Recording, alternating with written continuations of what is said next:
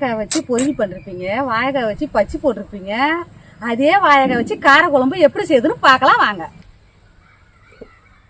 தேவையான அளவு எண்ணெய் சேர்த்துக்கலாம்.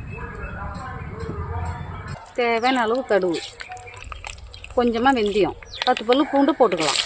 2 பச்சை மிளகா, ஒரு காஞ்ச மிளகா கட் பண்ணி வச்சுட்டு சின்ன வெங்காயம், ஒரு கொத்து கருவேப்பிலை.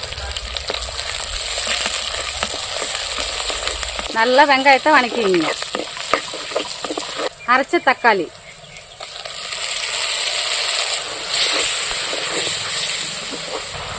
கட் பண்ணி வச்சுருக்கா வாழைக்காய், வீட்டில் அரைச்ச மிளகாத்தூள் 2 ஸ்பூன், தனியாத்தூள் 1 ஸ்பூன், அரை ஸ்பூன் மஞ்சத்தூள், 1 ஸ்பூன் வரமிளகாத்தூள் இதில் சேர்த்துக்கலாம்.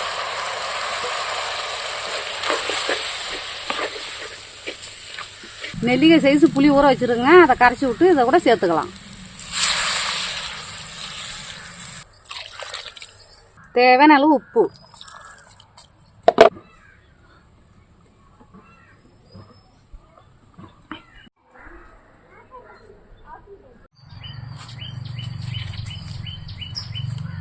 தேங்காய், அரை ஸ்பூன் மிளகு, அரை ஸ்பூன் சீரகம்,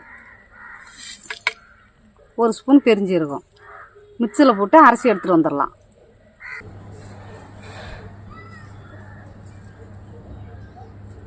அரைச்சி தேங்காய் பாலை இதை கூட சேர்த்துக்கலாம்.